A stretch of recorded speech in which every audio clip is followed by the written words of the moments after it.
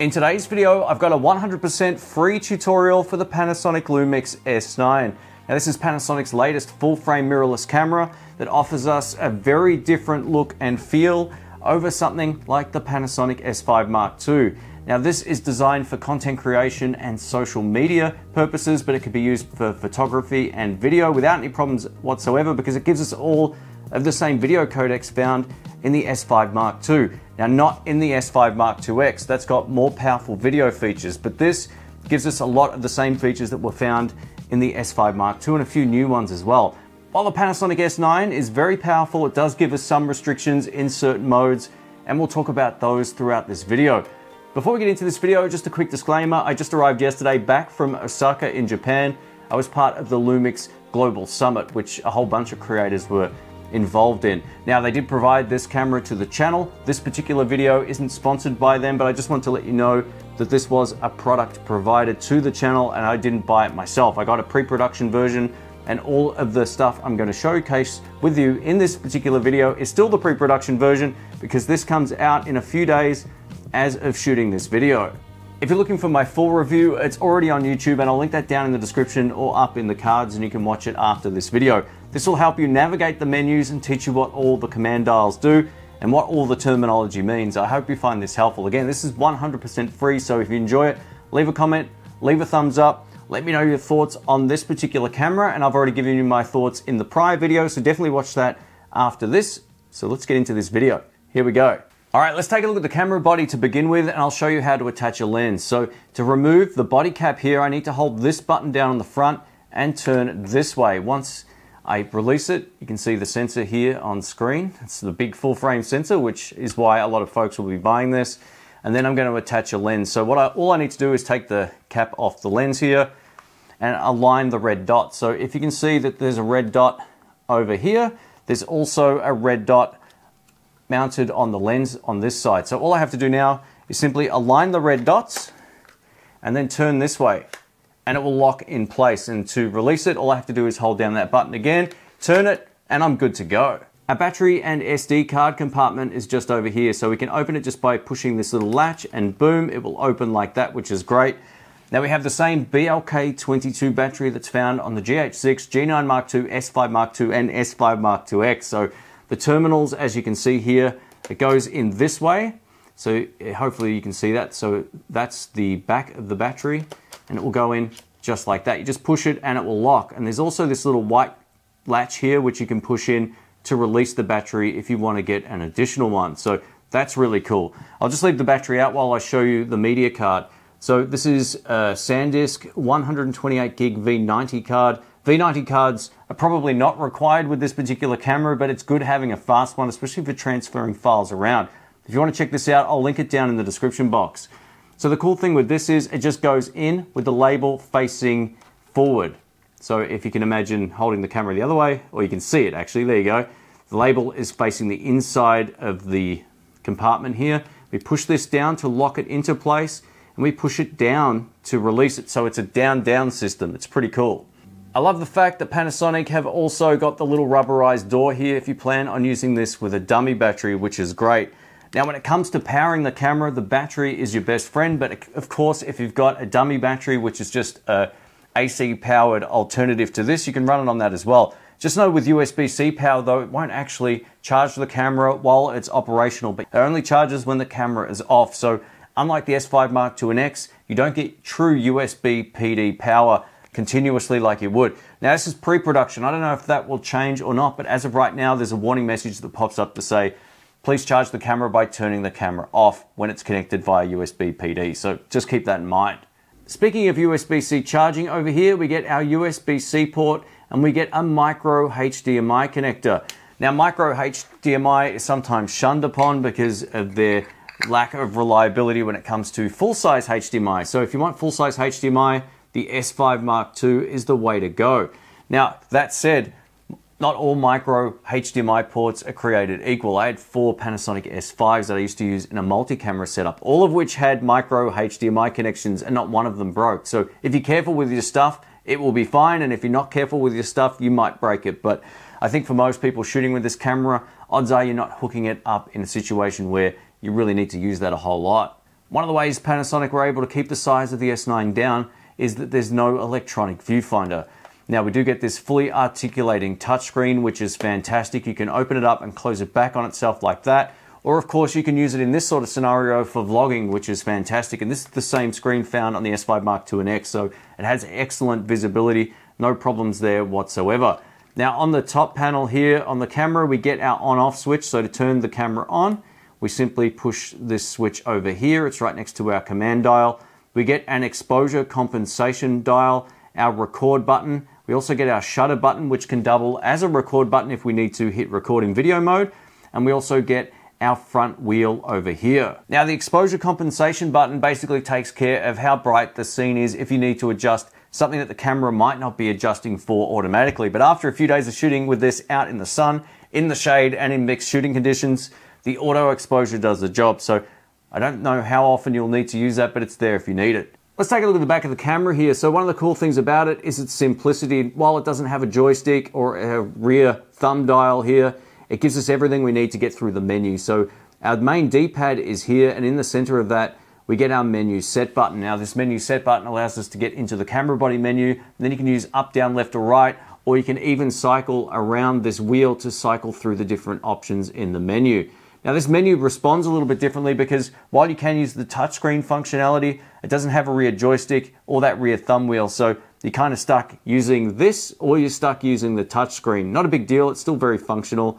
We get our display button down here, which cycles through the different options on the LCD screen, and a return delete key. Now the reason this has a delete button on it, if you're in playback mode and you want to say delete a photo or video, you can go back into play mode by tapping on this button over here and delete that particular item using this key.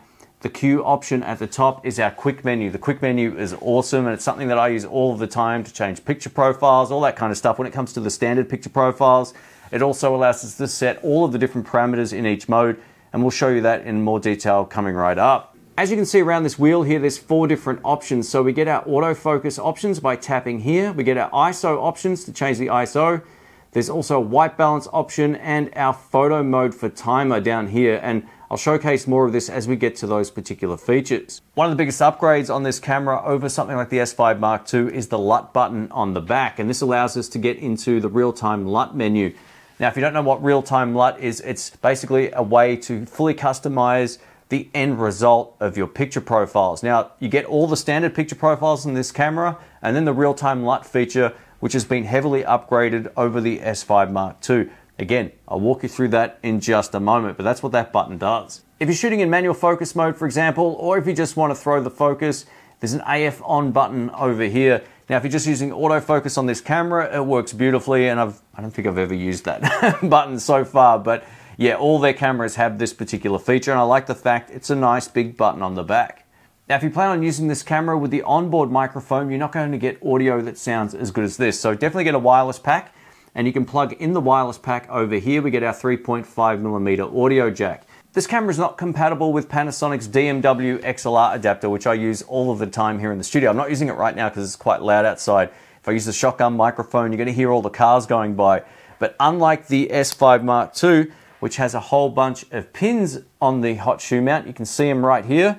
The S9 doesn't actually have them. So yeah, this just looks to be a way to hold something like a wireless pack. So just keep that in mind if you're on the fence between both of these cameras. The onboard microphones are here, and they sound pretty good if you're just happy getting a room sound. So if you're recording a band or doing any type of live music stuff, these will get the job done. But if you want audio like this, for example, definitely get yourself a wireless pack, and I'll leave my recommendations in the description.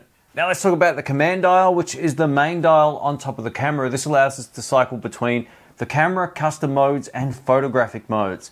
So we'll take a look on this camera over here. So where it's set right now, with the little movie icon, is the dedicated movie mode. So if you plan on shooting video, while you can hit record in certain photo modes, definitely just set it to the video mode and you can fully customize all of your settings. Next to the movie mode option is S and Q. Now S and Q is your slow and quick option. So this will do everything from internal slow motion up to 4K at 60 frames per second, or HD much faster, all the way down to doing like a time lapse where it will only shoot 1 frame per second and then compile that all in camera and give you that really great sort of moving effect of time lapse. It's pretty cool. So I've tested this out extensively so far, and it's been a pleasure to use. When it comes to using C1, 2, and 3, you can set these up however works best for you.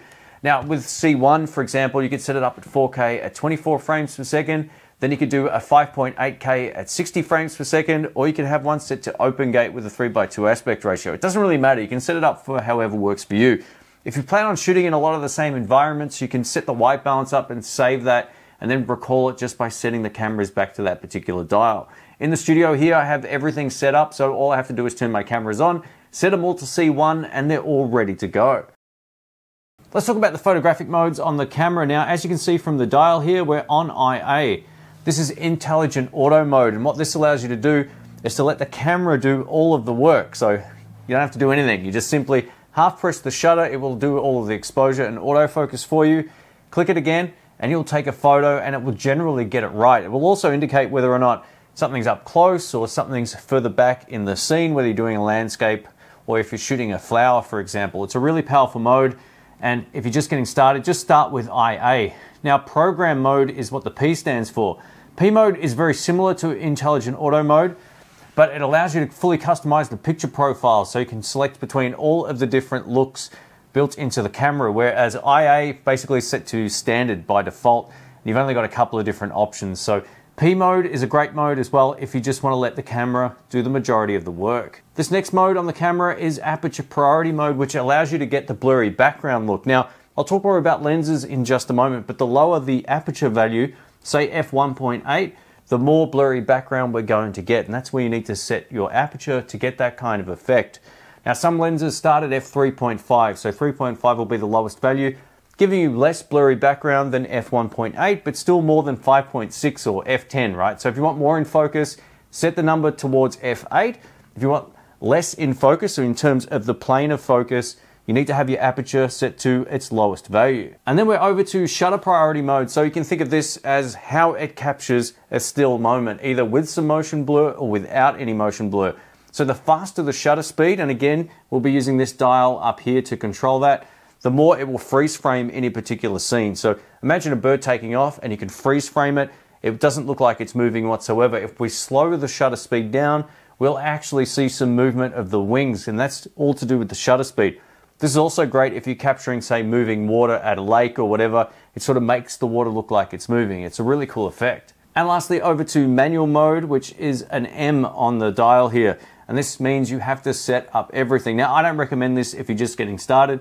And if you're just a casual photographer, aperture priority, shutter priority, or IA mode is the way to go. You can just basically get great photos with very little effort. But if you want full control over the photographic experience, then you can set it up to M.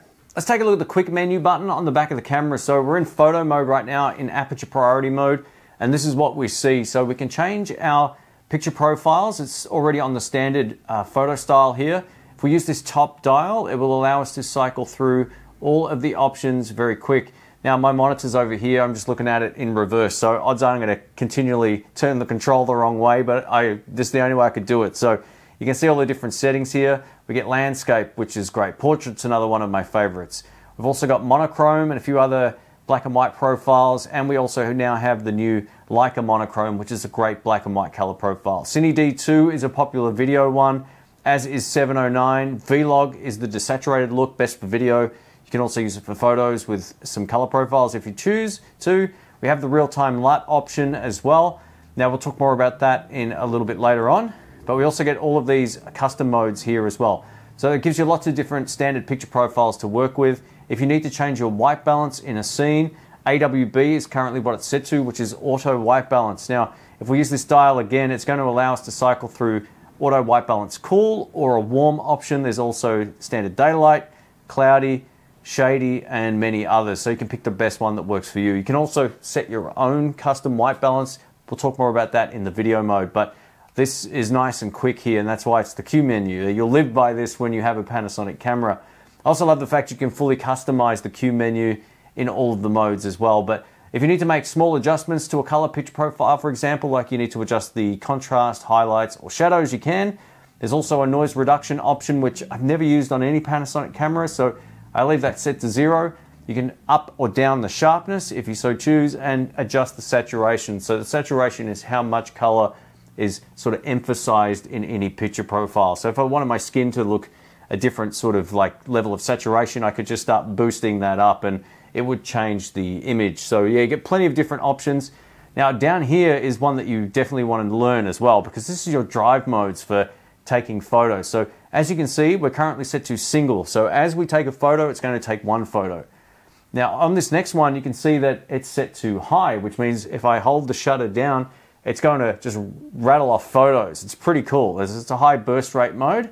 On this next one over here, it's handheld high resolution mode. So this is the mode you want to use if you want to capture an almost 100 megapixel image.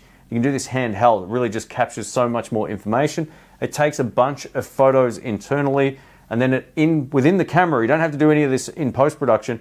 It will then compile a really high-res photo, and I've tested this on numerous Panasonic cameras. It's my favorite mode on any of them. It's just handheld high-resolution mode. If you want the best image quality, you can't beat it. There's also a time-lapse and animation option as well, so if you want to get stop-motion effects, this is a really cool mode. And then we have a self-timer mode, and the self-timer can also be adjusted here as well. Now this is really cool if you want to do a group photo, for example. So you can either have it go for 10 seconds, the timer, and then it take one photo, or 10 seconds, and then it will take 3 photos. There's also a 2-second timer, and there's also a custom one as well that you can set. But basically in this Q menu, if we go over to where it says 3:2, we can change the aspect ratio of our photos. This is all done by the Q menu, but you can also do all of this in camera, and I'll show you where those options are in just a moment. But the Q menu makes for doing this nice and fast, and again, you can fully customize this particular menu system for the things that mean the most to you. So if we take a look at the back of the camera, we're going to hit the menu set button here, and as you can see now, we're in the main menu of the camera. So you can see we just showed you the photo styles. If I go into this, for example, it's going to take us to standard mode. I'm just going to hit the return button on the back of the camera here to bring us back into the menu option that we were just in. Metering mode is how the scene is exposed. If you're just getting started, leave it on the default one, but if you want to expose for a particular portion of the photo, you can use one of these last two here and kind of move the exposure point around, but generally speaking, this exposes the whole frame one is the way to go. Now we get an aspect ratio, which is what I just showed you before. So these are all the different aspect ratios we can choose for taking photos. If you want your photos to match the timeline for a widescreen project, for example, you can choose 16:9, but I'm just going to leave it set to 4:3. Now, picture quality is a really great thing as well. So we can shoot with fine, which is kind of like a JPEG, high quality JPEG. There's standard, there's raw and fine, raw and standard, or raw on its own. So this does shoot raw, which is great. Even though there's no mechanical shutter, I think the image quality out of this is great. I've got no problems with it whatsoever. Now there's a picture size option over here, so we can choose how big we want our photos to be. So 21.5 megapixels, 10.5, 5.5, or 2. Now you might be saying, why would you want 2? Let's say you just wanted to put something on eBay.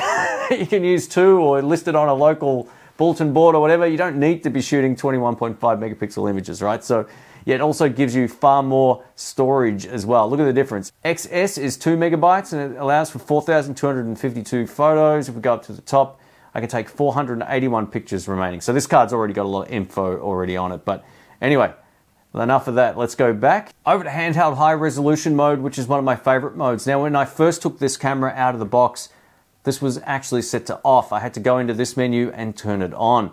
Now this allows us to capture a really high resolution image. Now if we go back to the Q menu, which I showed you before, so I'll just hit Q, and then we go over to this drive mode here, we can then set handheld high resolution mode to on by using this menu, and this is really cool. It means that we're ready to go to use that particular mode. Panasonic cameras have so many modes that a lot of them are overwhelming for new users, so I'm just going to quickly show you some of the ones that I would actually change if I was using this camera. So I'd leave everything else as is here.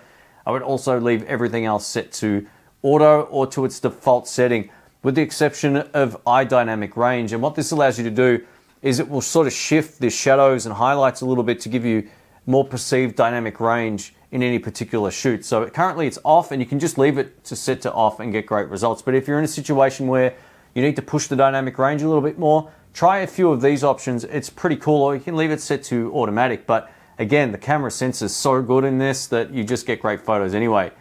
Leave vignetting compensation set to on. Same with all of these settings. We'll go down to the next screen here. Now we're in the focus menu, so this is where you need to know a little bit about what's going on. So the focus mode is currently set to AFS, so this is a single point autofocus mode, allowing me to basically half press the shutter, have it lock on that particular subject or whatever it is I'm shooting, and then it won't move. So this is great for static objects. Say you're doing a product shoot, for example, or anytime you're shooting something that's not moving, AFS is the way to go. Now within this menu, we've also got AFC. Now this is continuous autofocus. So if you're tracking somebody moving around or they're walking towards the camera, you're doing any sort of burst photography with a moving subject, AFC is definitely the way to go. And we also have a manual focus mode.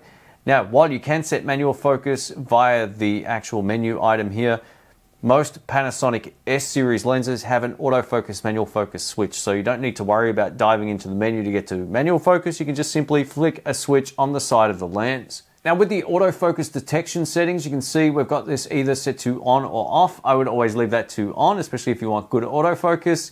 Detection subject is what it's tracking. So in this particular mode, much like the video mode, we have a whole lot of different options. We've got the first one, which is human, and within this option here, we can either use eye, face, and body, or we can just go to eye and face. Now, from what I've learned using the original S5, the S5 Mark II, G9 Mark II, all the cameras in recent times, is that this mode right here is the best. It works better at a distance, tracking a body, because the way that it works is, if you're close enough, it will prioritize your face and eye. Once you move back, it will prioritize the subject, which is the person's body in the frame, and it will work really well at a distance. The autofocus on these cameras is so good now. Most people who had issues with the Panasonic autofocus just had it set to eye, and at a distance it wouldn't find you because it's looking for an eye up close. So set it to this top one and you're in business. We also get animal detection as well, so we can just go down to here and we get two different options as well. Much like human tracking here, we can choose between body only or eye and body. And again, the eye and body would be the way that I would use this camera. I've tested this out with animals like horses and dogs and all kinds of stuff, and this particular mode works really well. And there's also two other modes here. We get car and motorcycle tracking as well, and I'll just show you the car mode up close real quick. So I've got this toy car here. If I half press the shutter, you're going to see that a yellow box comes up. So this is autofocus single shot, which means it's going to focus on that particular point. Let me show you what I mean. So as I move this out of the way now, it's going to hold that focus point. If I bring it back up, the car's still going to be in focus, and there's the yellow box, right? So it's nice and simple. If I'm using continuous autofocus mode, if I move the car around, it's going to follow it more. Whereas this mode right here just allows it to basically pinpoint an object. So if this was a static object, I'd just use the autofocus single. Now we also have focus peaking, which I always leave turned on. And what this allows it to do is to give us a little bit of an indication of where the focus point actually is. Now, as you can see, we've clearly got subject detection on, but if I half push the shutter, you're going to see that the focus peaking turns on, which is great. So that's awesome. If I let go of it, you're going to see the focus peaking disappear. I love using this, and depending on your shooting mode, it will let you know what's in focus by half pressing the shutter. Now, there's a few different modes, and you can fully customize how all of that works, but yeah, it's a lot to take in, so let's move on to the next one. On the next page over here, we've got the hybrid zoom feature. I showcased this in my review video. This is a great feature for both photos and video. It allows you to take this 20 to 60mm kit lens here and get much more reach on the tight end. Just by turning the lens to 60mm here, I'm able to get a much closer shot than this lens would normally allow. So hybrid zoom, I just leave this set to on. It's a really great feature. They also get the image stabilizer here. Now there's a few different modes here. I always just leave this set to the default, which is normal. There's also an auto mode, and you can turn it off if you don't want any in-body image stabilization, but this first option is fine. Much like I showed you in the Q menu earlier, you can also set the self timer here as well. So these are all the same options that you can get to just by using the Q menu. Let's take a look at the different options built into the camera when it comes to movie mode. So I've got the top dial set now to movie mode. I'm going to hit the menu set button over here. Now by default, the movie icon should be at the top, and if you're not, you're in one of the photo modes, so just double check that.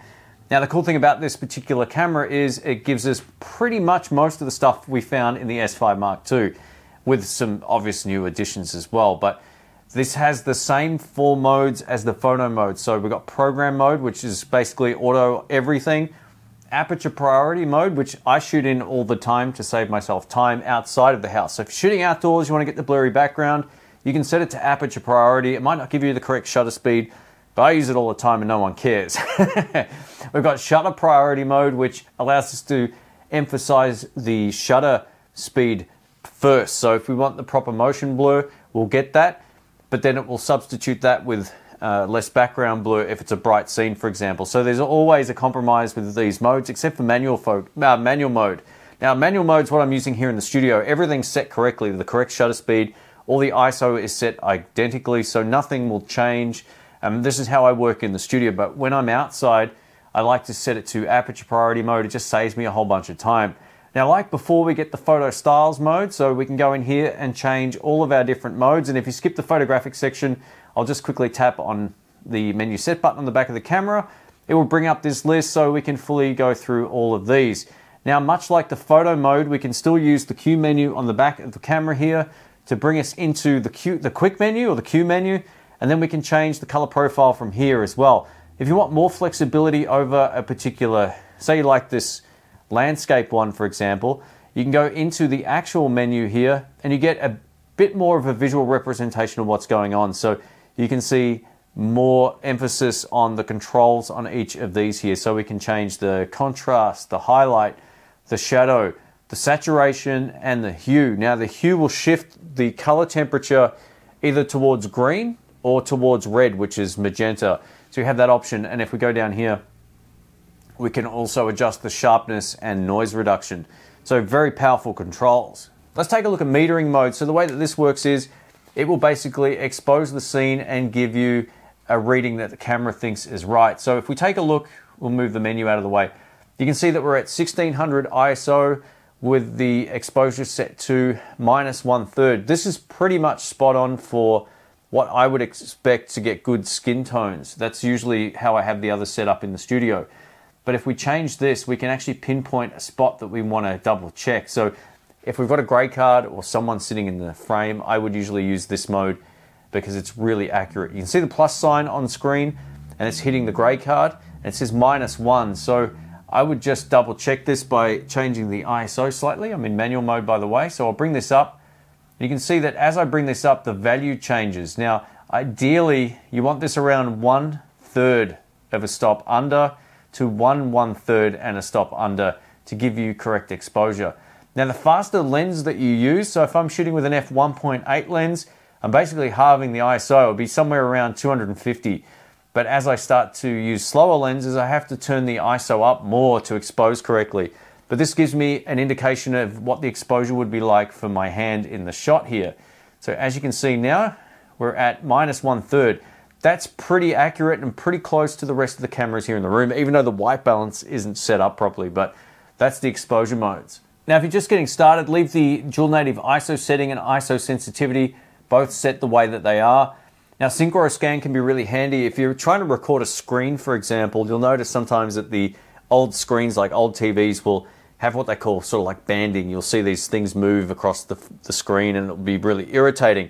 Now, if you take your cameras into another country, sometimes the light flicker rate can be different between PAL and NTSC, for example, or you might like to shoot at 24 frames per second in the PAL region just to keep all of your footage, consistent. This is where Syncro-Scan can be really handy. So if you want to turn this on, you can. And this particular feature allows you to set the shutter speed in very small increments one way or the other. This won't heavily influence the motion blur of the camera because it's still very close to 180 degrees.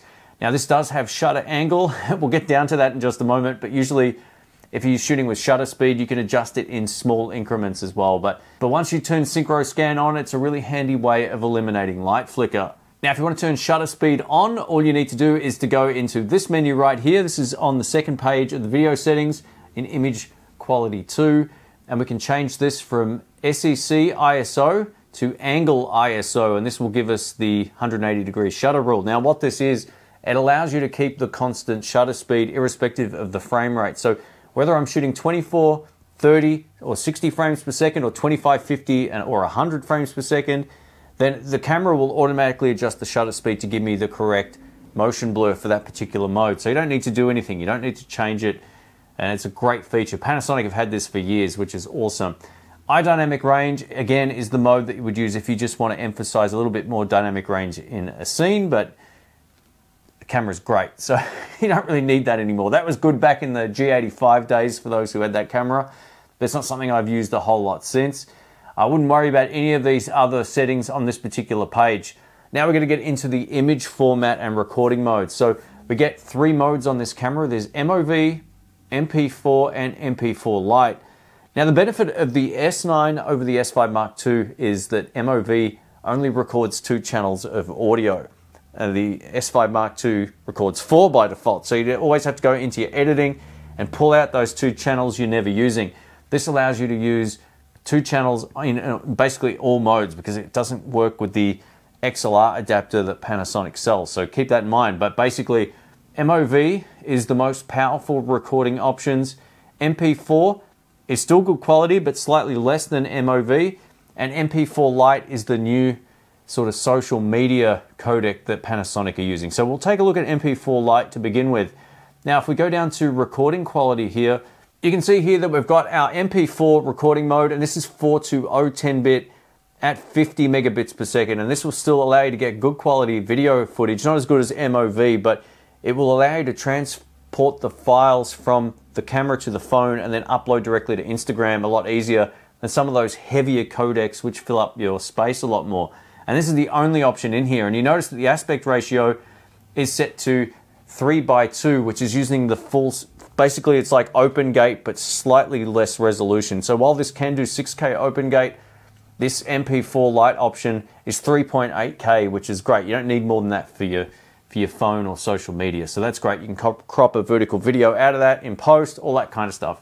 All right, let's go down to MP4. Now, I use this in the studio because there's a couple of modes in here that work really well. So I'm currently shooting 420 10-bit in here, not 422, but 420. This allows me to edit the files properly. And being that I'm under studio lights here, there's very little correction I need to do to the end result. So my favorite setting here, let me find it for you, is 420 10-bit, this one right here.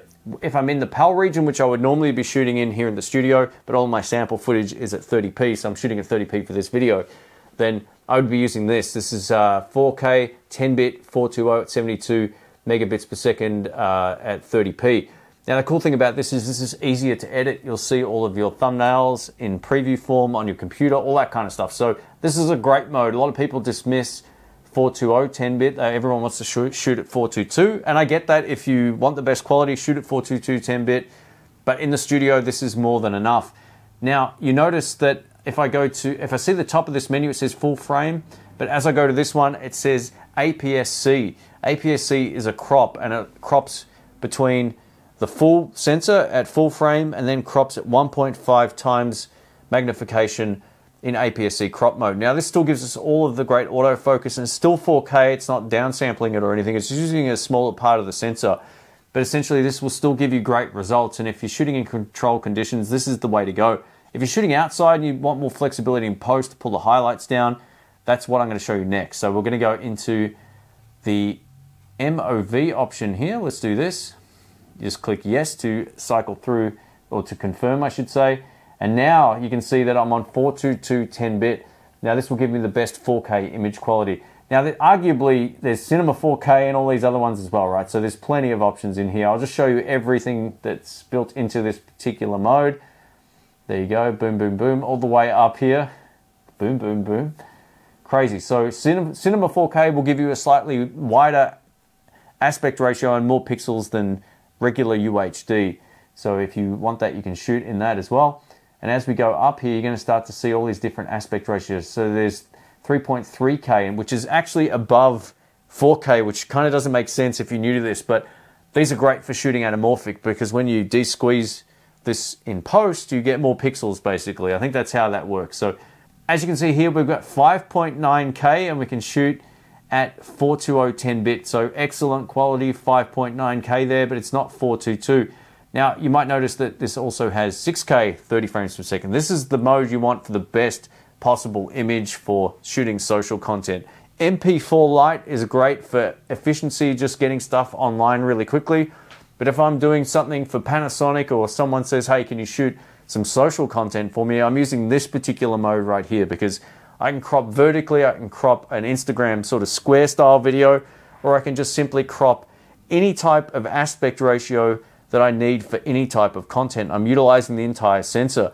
When I crop vertically in this mode in 6K, I'm actually getting slightly higher than 4K resolution in height, which is crazy. I don't need to flip the camera sideways or do anything like that. It will just work. But I just wanted to quickly switch over to S&Q mode. You can see that that's currently not an option in the menu here. So by using the top dial, I'm going to switch it over to S&Q, and then I'm going to bring up the menu.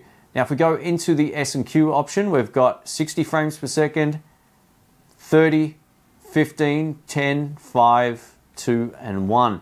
And you can see, just looking at the information on screen here, that it says this is 30 times quicker than real life. This is 15 times quicker, 6 times, 3 times quicker, twice as fast.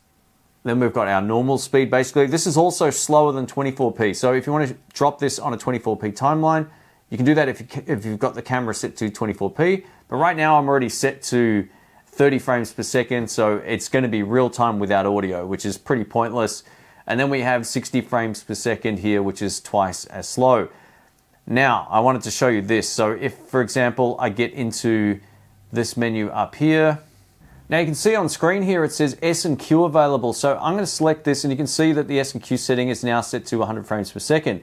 This will allow us to shoot slow motion up to 180 frames per second in manual focus or anywhere in between.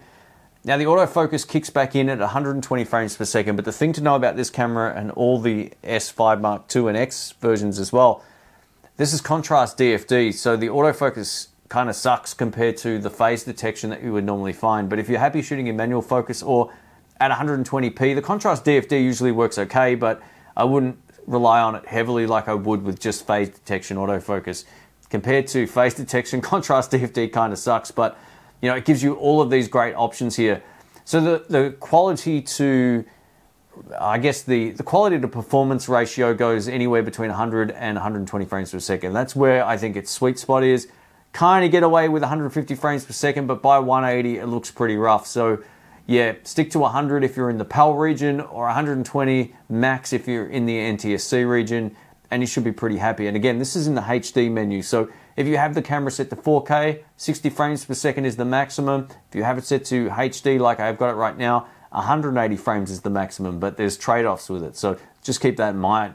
And when it comes to the autofocus for video, as you can see, we get all the same great subject detections that's now available in both the G9 Mark II and the S5 Mark II and X. So we have the human tracking here. Now, if you've skipped the rest of the video, I would leave human tracking set to eye, face, and body anytime you're talking to the camera or shooting a video that someone else is in the frame. I use this all the time in the studio here for all of my cameras that run autofocus, including this one. And it's just going to work, right? But it will prioritize your face and eye first. The further you move back in the frame, it will then prioritize your body, and it tracks so great at a distance. I actually own a Sony FX3 and an FX30, and the Panasonic autofocus with this particular mode on kills both of those cameras at a distance in the frame. It also finds you much faster as well. So again, if you're going to be talking to the camera or doing a YouTube channel seated at a desk, just leave it set to this mode if you don't need to continually hold stuff up. So it's great. We get the human detection, animal detection with the two different modes as well. So these are really handy depending on your shooting scenario. There's also car and motorcycle tracking, and these all work great. A yellow box will come up and it will track those objects without any problems. We also get some custom autofocus modes here as well, and this allows you to set the speed and sensitivity. So the speed is how fast the autofocus will pull focus, and the sensitivity, which is the next one down, is how long it takes to react. So if you want it more locked on, you can move the sensitivity down, and if you want the autofocus to be more responsive, you can turn it up. But most of the time, I don't even touch this. Sometimes when I'm outside in the field, I have it more locked on. I'll sometimes move it down to -2. But if you're gonna be holding stuff up to the camera, it will take longer to react. So I really feel like just set it to 0 to begin with and then try it from there. Now the speed setting doesn't make as big of a difference with this camera, but if you find the focus pulls too fast, you kind of have to notch it down to about -3 before it really gives you a perceived difference. And this is how fast the focus pull will go. If you're looking for more cinematic focus pulls, have it set anywhere between -3, -4, and -5 and see how you go. It'll be a lot slower, but Again, for general use for video, I just leave this set to 0. It works great. Now this next setting is pretty important to change. By default, this will be set to mode 1, which means it's only going to start its autofocus process when the camera is recording. I much prefer to set it to mode 2, so even when I'm just looking at the scene through the LCD on the back, the autofocus is going to be responding and working. So set it to mode 2 if you're wondering why the autofocus preview is doing nothing before you hit record. I hope Panasonic just turned this on by default at some point. Focus peaking is something you definitely need to turn on when shooting video, and I'm going to show you how I have mine set right here. So I've got the focus sensitivity to +2. We can also change the color to anything we like, but this sort of gray silver color seems to work well in almost any shooting scenario. I've got during AFS on, so this means if I half press the shutter, I'm going to see focus peaking even in autofocus. It's really great. And I've got it to display in manual focus, which is what you want. It makes it a lot easier to see. So turn this on, it's a really great feature. Now we're getting into some of the audio modes. So by default on this camera, the sound recording level display is off. So you want to turn this on. Now you can set it as big or as small as you like. There's a large or small option actually, so not as much as you like, but there's 2 options there. I leave it set to large because audio is very important. Now you can also go down to 2 different gain structures of the internal preamps. I've got mine currently set to standard, but if you're using something that's really loud, like a wireless pack that might not give you as much flexibility as the one I'm using, then you can set this to low and it drops the input gain of the preamps. Now you can see that I've currently got it set to -15 dB. It's picking up my voice here in the room. I'm closer to one microphone, which is why one of them looks hotter than the other.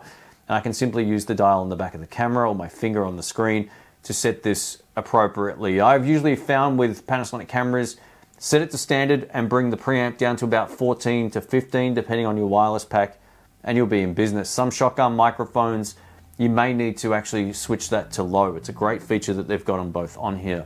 So we've got the sound record limiter. I always have this set to on.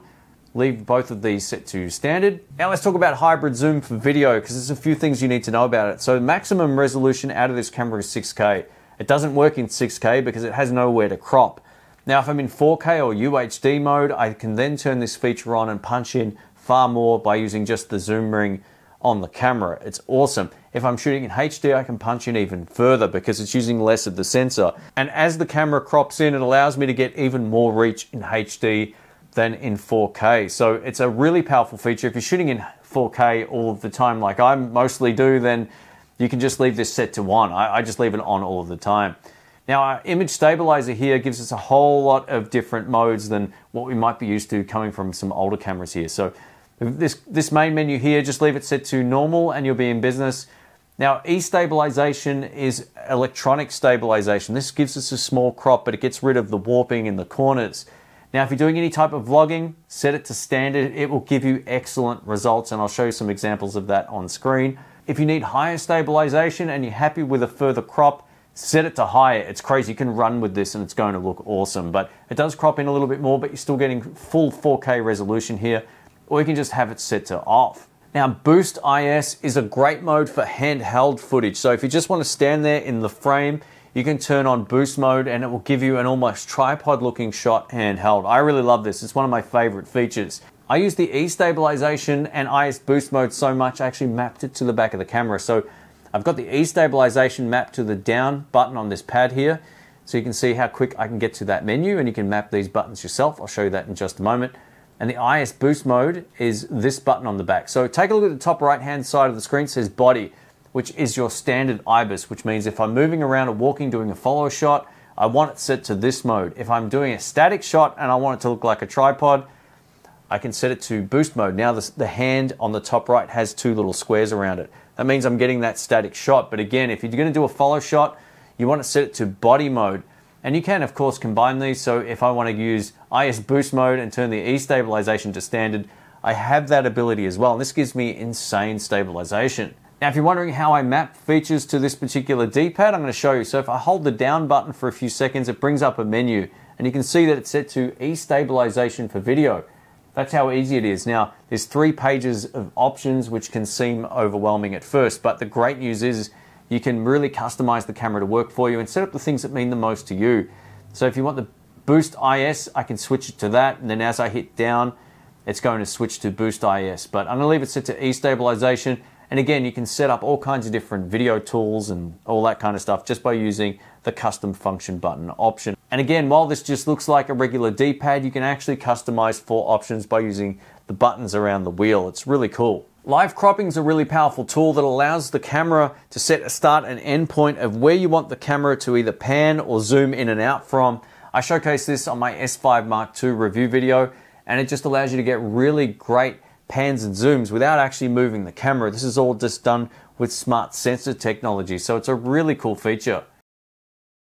Let's take a look at photo style settings here from the cogwheel. Now, what I really like about this particular menu is you can hide the picture profiles you never use. So if you find that you're never using one in particular, you can simply turn it off and it won't show up in the menu. This is really handy if you don't plan on always cycling between different ones. If you find 2 or 3 that you like, you can just have those show up. I really like this feature. It's just a really handy tool. If we go down to the LUT library here, this is all the LUTs that's currently installed on the camera. Now, unlike previous cameras, even like the S5 Mark II and X, have a look at how many we can store. This is cool. So these 3 here are actually custom ones that I imported using my phone, which is fantastic. So you can store over 30. I thought it was just on 30, at least when we were at the seminar, they said that there was 30, but there's actually more. So you can store plenty of different presets here and recall them nice and quickly. Now, to use the real-time LUT option, you just simply hit this button on the back of the camera, and it brings up a different menu. So it's currently set to Vlog 709. We've got our sample LUT 1. I'll actually take this off so you can see what's going on.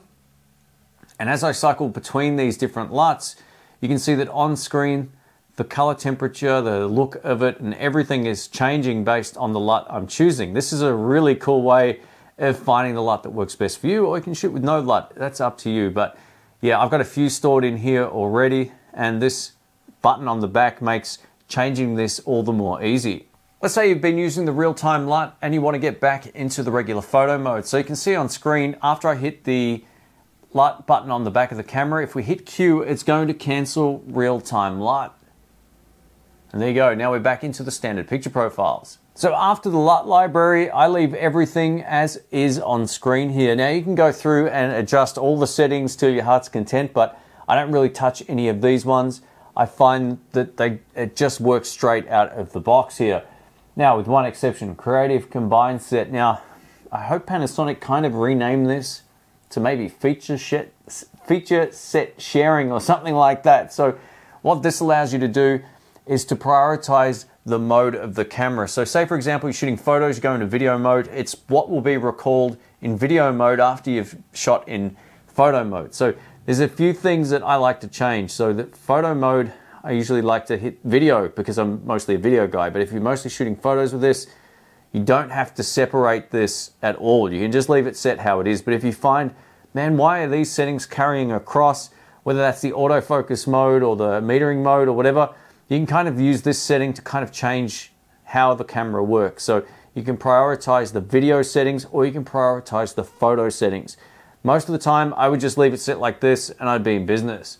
Now let's talk about manual focus. So I currently have my lens set to manual focus. There's an autofocus button on the back here. So as I hold my hand up and hit the button on the back of the camera, it's going to focus on my hand. As I bring my hand down, the focus won't move until I hit the autofocus button again. And now I'm good to go. Now by default, when I turn the focus ring with the default settings, a picture-in-picture box pops up on the back of the camera.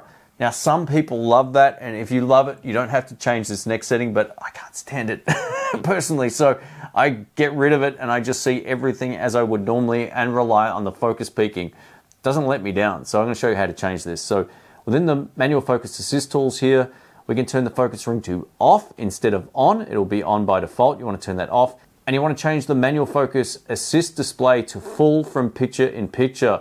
And that's how you turn that feature off. So if you're like me and you don't like that picture in picture mode, that's how you get rid of it. Now there's all of these other settings through here as well, many of which I've covered in other tutorials, and I don't feel it's necessary to go over them again because basically most people buying this camera won't need a lot of the extended functionality of it.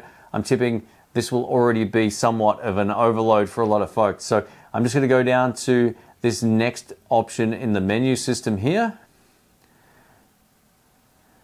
Now, night mode is a really cool mode. Say for example, you don't want to get any light spill in the room, you can turn night mode on, and as you can see, the LCD is now red, which actually gives you far less spill in the room. It's a really handy feature if you're going to be shooting at night or doing sort of like astrophotography sort of stuff. So that mode's kind of fun. We've got our level gauge, which I've turned on. So if you take a look at the camera on screen, you can see the yellow line isn't quite straight. Sorry for those with OCD problems. And now it's straight, so this allows us to get a level shot. This is a tool I always have on. It's really handy, especially when shooting handheld. Now I'm going to show you something that's really handy if you plan on shooting vertical videos. So say for example, we're shooting in 6K. We're going to set this up properly so you can see exactly what's going on. We'll go up to 6K open gate if we're not already on it. I don't think we are. Let's go down to here. This room's a bit tricky. I'm kind of like looking around a light to see my monitor, but it is what it is. So we'll go all the way up to 6K on this one. All the way at the top of the menu, boom. Now if we want to shoot a vertical video, we can go into frame markers here, go to set, and we can pick our aspect ratio. So whether we're doing filmmaking or whether we're shooting a 9:16 video, a 16:9, a 1:1, we have all of these options. So I'm going to choose 9:16, and we're going to turn this to 75%, so we see it nicely. We can change the color of this to whatever we like as well. And again, I kind of like this one. It kind of not too intrusive. Now we're going to go back and just turn this on. And what you'll see is that as I exit this, we now have a vertical video display within the 3:2 area, but I can still see in the background the full area of 6K, which is fantastic. So this is really great.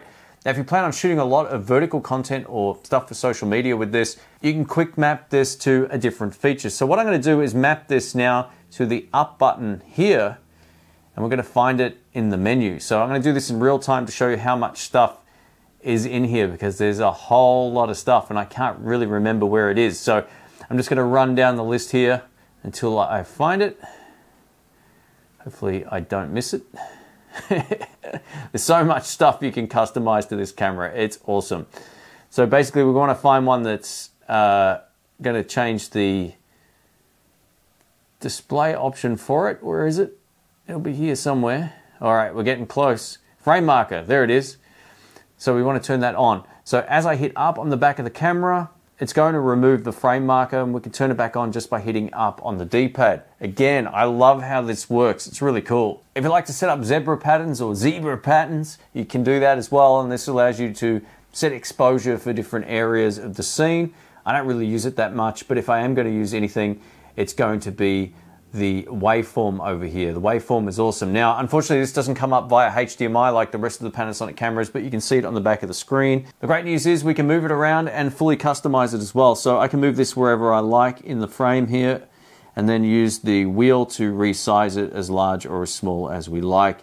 And this is one of the best tools built into Panasonic cameras, and any camera that has this, it's great for exposing the scene. Now, if you're wondering where the red record ring is, it's right here. So as you can see, it's on page 2 of the monitor display video settings. This will bring up a red box around the screen letting you know you're recording. This is invaluable. Again, Panasonic, turn this on from straight out of the box. It'd be highly appreciated. But there it is if you want to turn that on as well. And when it comes to the HDMI output, we have a few different options in here. We can have the info display on, which means we're going to see everything on screen like you're looking at it right now, or we can have it as a clean HDMI feed. We can also turn the HDMI sound on or off using this, and we can also enlarge the live display. But basically, if you want a clean display, turn the info display off, which means if you go into an external recorder or whatever the case may be, or you're live streaming, you want to have this set to off. Now, there's a few other cool features built into this camera, one of which is lens focus resume. So say for example, you're using manual focus and you want to have the camera set up in manual focus in exactly the same spot day after day, like a studio or whatever, then you can turn this to on, but the autofocus is so good now you don't really need it.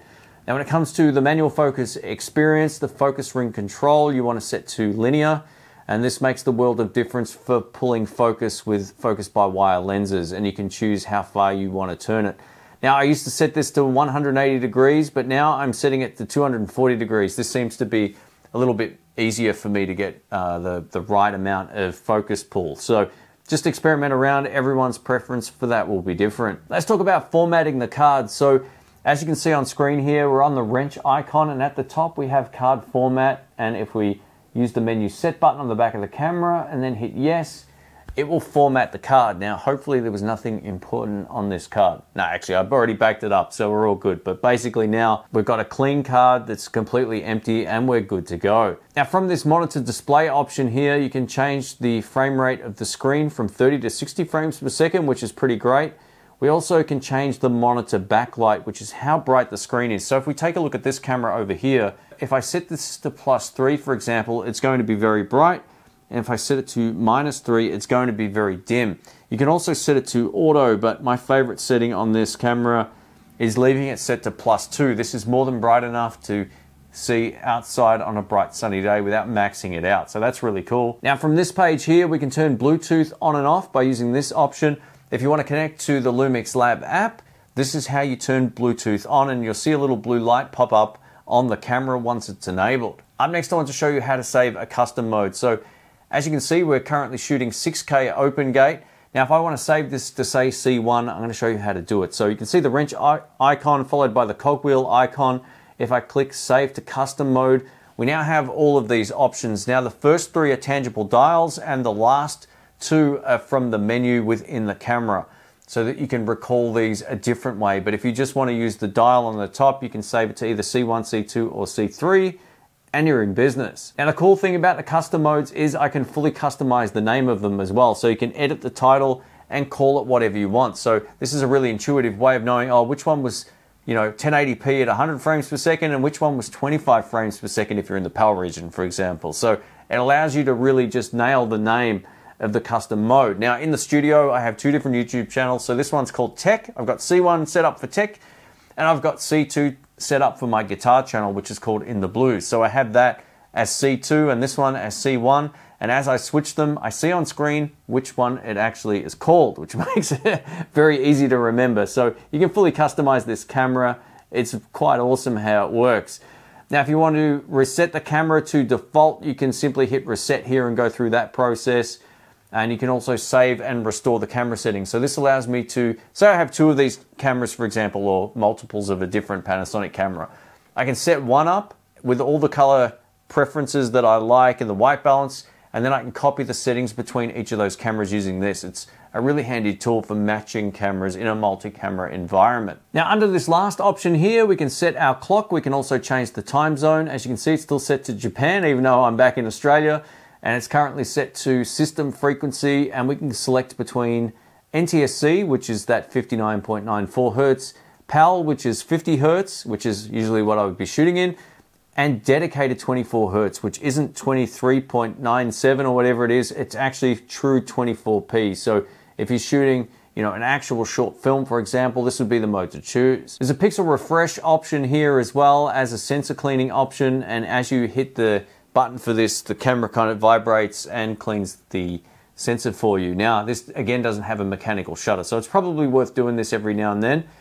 And you can check the firmware version here, which is currently version 1.0 on both. And if you want to update the firmware, you put the SD card in and you find it from this particular menu. Another huge benefit to this particular camera and most of the Lumix S series and GH series is this menu right here. We can make our own custom menu. So say you want to put your autofocus settings, your card format settings, and just have a quick list of stuff, you can find it under this little user icon. This is awesome, man, and it's a feature that I still need to set up on this. I've had it, a week right now, and yeah, it's one of those things I'll need to go through and add items to. But yeah, if you want to set up the camera to work in a way that's very intuitive for you without all the menu diving, you can simply use this option.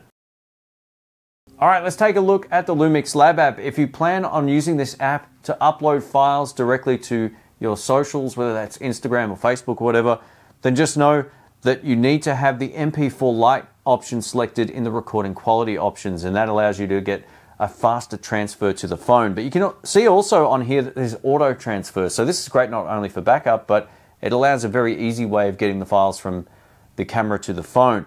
So let's take a look at this. So there's a download option here, and I've just picked this one because I've already got it downloaded. But basically, if you use the slider here, you can see that we get a preview before and after. So this is a really cool LUT, and we can go into a different one over here. Let's try this one. You can see the difference with the LUT on and off here, which is pretty cool. So if I want this one and I don't already have it, it says based on the photo style portrait, which is great. So all we have to do is hit download. And it says download complete at the top. We go over to LUT on the right hand side. You can see that we see camera and device. So device is our phone, and these are all the ones that I currently have on my phone, but the camera doesn't have as many, right? So I'm going to show you how to make this work. So if we go to device here and just go to the one that I just picked, which I think was this one right here. I'm just going to tap that. I'm going to hit transfer to camera, and this will actually copy it across. But before we do that, I'm going to put it on preset 7, LUT transfer, look at it go, and that's it. Now if I use the LUT button on the back of the camera, I can pick that from the menu. And one of the really cool things about the functionality of the app in combination with the phone is I can move these LUTs around. So one of my favorite ones that I've downloaded is called Film-Like V2.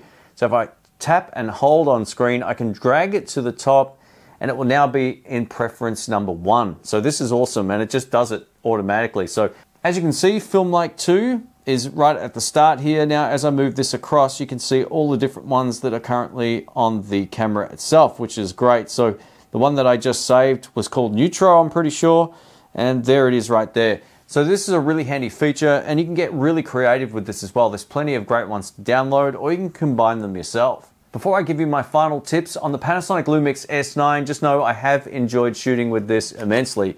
While the body design is very different to something like the S5 Mark II or X, it's a really great travel camera, and if you don't need to shoot for more than 10 or 15 minutes at a time, or 20 minutes in some modes, then it's a really great option. The image quality out of this is fantastic, but there's a few things that I think will make the world of difference, especially if you've got large hands. So I recommend getting this. This is a SmallRig Grip. This was also provided at the time of receiving the S9 in Japan, and this grip is really handy. If you're like me and you prefer a grip, definitely get one of these guys. It will make the world of difference. I'll link this down below. Secondly, it's always great to have a second battery, so I'll link to a BLK22 down there as well. And also the camera. If you want to use those links, they're affiliate links. They help support the channel at no cost to you. Or if you just got some value out of this, there's a super thanks option down in the comment section. So thank you so much. Comment below, leave a thumbs up, all that kind of stuff. It really helps. So thank you so much. Overall, the Panasonic S9 gives us all the same great features found in the Panasonic S5 Mark II, but it does have some recording restrictions, but it also gives us a whole lot of new connectivity to the Lumix Lab app, a brand new codec, and it's designed for content creators and social media people who won't need to record for longer than say 15 or 20 minutes. So for that, it's a great camera, but I also really love this for travel. So if you're on the fence about getting a full frame camera for travel and you're not sure how well this holds up, I think it does a really great job. I enjoyed my time with this, and minus the fact that the grip's a bit weird, or the lack of a grip was a bit weird initially, that SmallRig Grip to me makes the world of difference to the overall ergonomics. But I love this camera, and it hasn't overheated once. And these videos take several hours to shoot. I had it connected to the mains the entire time. So yeah, it did a really great job in here. Thank you so much for watching. My name's Shane, and I will catch you on the next one. See ya.